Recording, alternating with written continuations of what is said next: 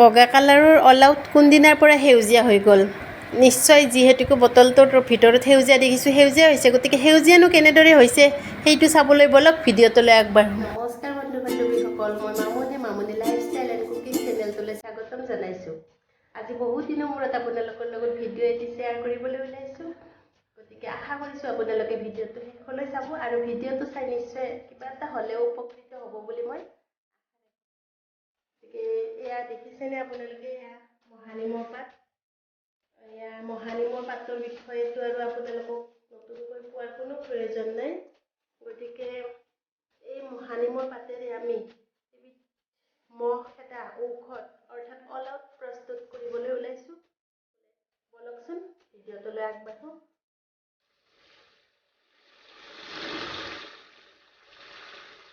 এয়া নেমু তিতাৰ পাতখিনি মই ভালদৰে ধুই লৈছোঁ।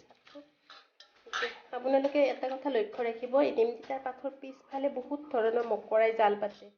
এই জালবিলাক যে নাথাকে সেইবিলাক আৰু ক'লা ক'লাও হয়। এতিয়া বাৰু অকণমান কম হয় কাৰণ বৰষুণ পৰি আছেতো। এইবিলাক ভালদৰে আপোনালোকে 2-3বাৰমান ঘঁহিব। এইখিনি ভালদৰে ধুই পেলাই এইখিনি ভালদৰে মিক্সিত পেষ্ট বনাই ল'ব। চাওকচোন মই এইটো মিক্সিত দি দিলোঁ। ইয়াতে অকণমান পানী দিব, কাৰণ পানী নিদিলেতো এইখিনি মিহি নহয়, দুফৰা-দুফৰি হৈ থাকে। গতিকে ইয়াতে অকণমান পানী দিব, বহুত পানীও নিদিব, পানীটো অকণমান কমাই দিব, কিন্তু পানী দিব লাগিব, পানী নিদিলে এইটো মিহি নহয়। এইখিনি মই এতিয়া এইখিনি পেষ্ট কৰি ল'লোঁ। এইখিনি এতিয়া মই ইয়াতে চেকি লওঁ। ইয়াতে দুফৰা-দুফৰি থাকিব পাৰে, চেকনিত চেকা নাই, কাৰণ চেকনিত চেকিলে আৰু কিবা যদি খোৱা বস্তু চেকি দিওঁ তিতা হৈ যায়। গতিকে এই খৰাহীটোতে মই চেকোঁ, তিতা জাতীয় বস্তুবিলাক মই ইয়াতে চেকি দিওঁ। গতিকে এইখিনি ফাৰ্ষ্টতে মই চেকি দিওঁ। যোৱাবাৰ মই বহুতকেইটা বনাইছিলোঁ, এনেকৈ 3-4বাৰমান বনাইছিলোঁ, কিন্তু এইবাৰৰ ছিজনত যিহেতুকে ইমান গৰম পৰা নাই, আঁঠুৱা টানিয়ে আছোঁ, বৰষুণৰ ছিজন হৈ আছে যিহেতুকে এইবাৰে ফাৰ্ষ্ট আজিয়ে বনালোঁ। সেইকাৰণে ভাবিলোঁ আপোনালোকৰ লগতো ভিডিঅ'টো শ্বেয়াৰ কৰোঁ, মোৰ লগতে আপোনালোকে অলপ হ'লেও উপকৃত হ'ব। এনেকৈ ভালদৰে কিন্তু ৰসটো আতি দিব, ভিতৰত যিটো ৰস থাকে যেন ওলাই যায়।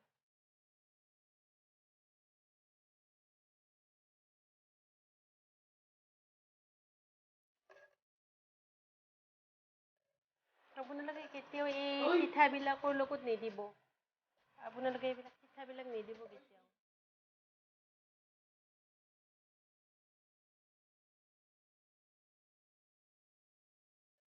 সিঠাটো কিন্তু একেবাৰে পেলাই দিব, কিন্তু সিঠা থাকিলে অল আউটৰ হেৰিটো প্ৰস্তুত নহয়। এয়া চাওক, এইখিনি ৰস ওলাল, এইখিনি এটা অল আউট হ'ব আৰু শুহি পেলাই। কিন্তু এইখিনি এতিয়া আমি গেছত দি দিব লাগিব।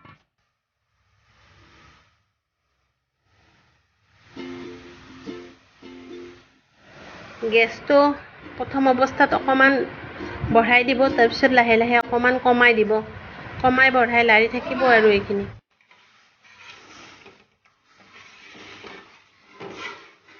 যদিহে ভিডিঅ'টো চাই ভাল পায় প্লিজ লাইক এটা কৰি দিব, শ্বেয়াৰ কৰিব আৰু কমেণ্ট এটা কৰিবলৈ নাপাহৰিব কিন্তু। আৰু যদি আপোনালোকে ফেচবুকত চাই আছে, মোৰ ফেচবুক পেজটো ফ'ল' কৰি দিব, ইউটিউবত চালে ইউটিউবৰ চেনেলটো ছাবস্ক্ৰাইব কৰি দিব। এয়া চাওকচোন, আমি যে নিমপাত পেষ্ট কৰোঁতে যিখিনি পানী দিছিলোঁ, এই পানীখিনি তলৰ ফালে যায় আৰু নিমপাতৰ যিটো অৰিজিনেল ৰস সেইটো ওপৰৰ ফালে উপঙি উপঙি আহি থাকে তলৰ লগতে, আৰু পানীটো যাই থাকে। ইয়াতে আমি এবিধ সামগ্ৰী ব্যৱহাৰ কৰিম, সেইটো হৈছে আমি যি খোৱাৰ কাৰণে কৰ্পূৰ ব্যৱহাৰ কৰোঁ, এই কৰ্পূৰ। আৰু ইয়াতে আপোনালোকে তেজপাতৰ কোমল পাতটো বটি দিব পাৰে, কিন্তু মোৰ ঘৰত আজি তেজপাত নাই, সেইকাৰণে মই তেজপাতটো দিয়া নাই। আগৰ কেইটা বনাওঁতে কিন্তু মই তেজপাত দিছিলোঁ। এতিয়া প্ৰায় কৰ্পূৰ দিবৰ সময় হৈছে, ইয়াতে মই 2টা কৰ্পূৰ দিম।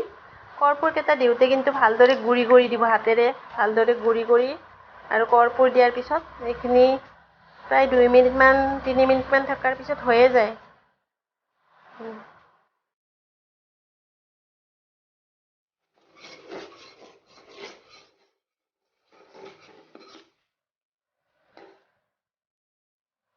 প্ৰায় হ'বই আৰু এইখিনি অকণমান লৰাই থাকি পেলাই, কিন্তু এই হ'বৰ সময়ত সঘনাই লৰাই থাকিব লাগে, তলিত যাতে লাগি নাযায়, তাৰ প্ৰতি লক্ষ্য ৰাখিব লাগে। এইখিনি হোৱাৰ পিছতে কিন্তু লগ অল আউটৰ বটলত ভৰাব নালাগে, এইখিনি ঠাণ্ডা হ'ব লাগিব লাগে। এয়া মোৰ নমাই পেলাই ঠাণ্ডাই হ'ল। ঠাণ্ডা মানে হাতেৰে চুই চাব পৰা ঠাণ্ডা হ'ব লাগে। হাতত অকণমান তেল লাগিব। চাওকচোন মই হাতেৰে লাৰি দিছোঁ। হাতেৰে লাৰাৰ পিছত এইটো অকণমান তেল টাইপৰ হয়।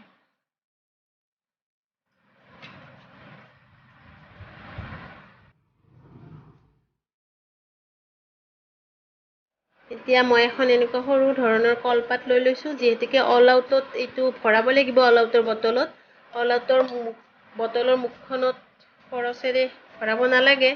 এনেকৈ কলপাতৰে মই চুহিচ আকাৰত কৰি লৈ যাৰ যেনেকৈ সুবিধা তেনেকৈ ভৰালেই হ'ল। মুঠতে ভৰাব লাগে আৰু বটলটোত।